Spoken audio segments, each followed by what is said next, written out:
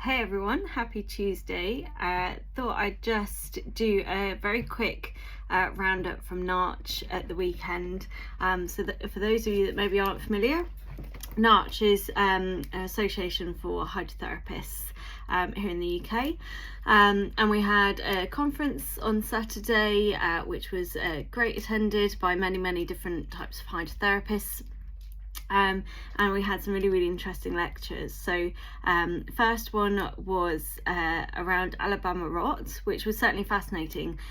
Alabama rot's been one of those things that I have been aware of in the media, but didn't really know that much about the disease. So it was certainly fascinating learning a little bit more about where it's come from, why it's maybe an issue and how it affects patients here in the UK.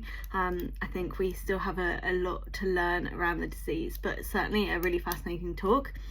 I then had the pleasure of doing a very quick sort of introduction around the hows and wows of laser therapy. So we touched a little bit on laser and how some of the research has really advanced recently, and how we need to change some of our mindset around laser. And it was so fascinating asking everybody, how many people in that room used laser therapy, and out of maybe, I'm terrible with numbers, but probably about 50-60 people, there was probably 15 to 20 using laser already. But then when asking, how many people feel confident in what they can use it for and the science behind it, maybe only a handful of people put their hand up. So certainly really interesting results from that, and I think we have so much more to learn around laser therapy. It's a complex subject, or it's been made complicated over the years. I don't think it's as complicated as maybe we believe it is, and so many mixed messages in the industry. Again, it can be really difficult to ascertain what's actually fact and fiction. So that was certainly an interesting element. We also heard from Antonol around obviously some of the supplements and how using some of these things can really make an impact for OA. We had Street Vet there, which was great to see them, and Hannah kept on doing her lecture around pain management, which I love listening to her because I always learn so much, and there was a couple of points that she kind of made a big point about, and again kind of really interesting thoughts around it's not pain until it hits the brain. I don't think I'm ever going to forget that saying, and obviously when we look at the pain pathways, absolutely right, it's once those signals hit the brain that we really realize that something is painful. So never going to forget, it's not pain until it hits the brain.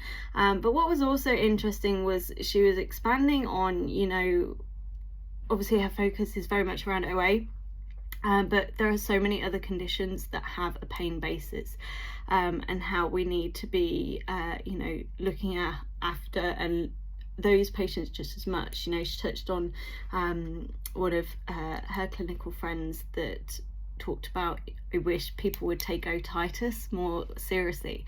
Completely agree. I mean, if you've had earache and you know what that's like, imagine having otitis as a dog. Then again, do we kind of overlook that and just say, oh, it's just otitis, as if it's not really that big a deal.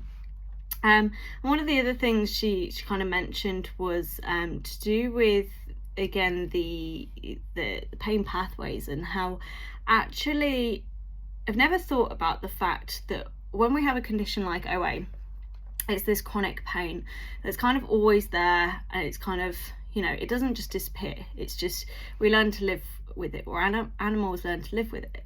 But actually I think we kind of have this myth that maybe the pain gets easier because you learn to live with it. But actually she was talking about how actually we become hypersensitive, hyper aware of pain, because actually the body just doesn't say, okay, you've been sending this signal constantly, I'm fed up now, I'm not going to listen to the signal. The body does the opposite, and it actually goes, okay, this signal has been coming constantly now for a little while, I need to listen and react more to this signal, because it's telling me something is, you know, putting my body in danger. And that's why we get this hyperalgia, you know, this hyperesthesia, sorry, get the wrong word, or this hypersensitivity to pain. And she was talking about how, you know, a dog that's perfectly healthy and maybe has a bit of a trip, you know, it's gonna hurt, but they're okay. But if we have an arthritic dog that has chronic pain and then has a trip, actually their reaction and their response to pain is heightened, because the sensitivity to pain is much more advanced, and like I say, we're getting more signals. So that was my biggest takeaway from Hannah's lecture, I think, was that we shouldn't just go, oh, do you know what, this dog's been arthritic for years, they're kind of used to it, there's only so much we can do. Actually, that dog is becoming, or cat, any species, is becoming more and more sensitive to that pain, because the body is more aware that this signal has been sent regularly for a long time. So that was my biggest takeaway from my learnings, I think, from the day. Other than that, it was great to see many people that, you know, many friends and colleagues and customers that I've worked with over the years. It's always great to be at these events. I love catching up with you all and seeing what you've all been doing, where you're all at. So yes, that was definitely a highlight as well. So this week may have mentioned that I'm having surgery on Thursday, so hopefully that's all going to be smooth and all go to plan. I've got some teaching as well going on this week, and then Friday, as long as Thursday all goes well, I'll be at IRVAP. I've got a very mini presentation to do around, obviously, companion animal health. So for those of you that are at IRVAP, please come over and say hello. Come and, you know, chat about anything and everything. I particularly want to see any kind of customers. I would love to do some kind of mini video testimonials with you guys, so if you have time and want to come and do that, please give me a shout. But yeah, you'll have to excuse me on Friday. I may be, and hopefully my face won't be too swollen, so please excuse that. But I'm really looking forward to IRVAP and catching up with everybody, so I will catch you all later in the week.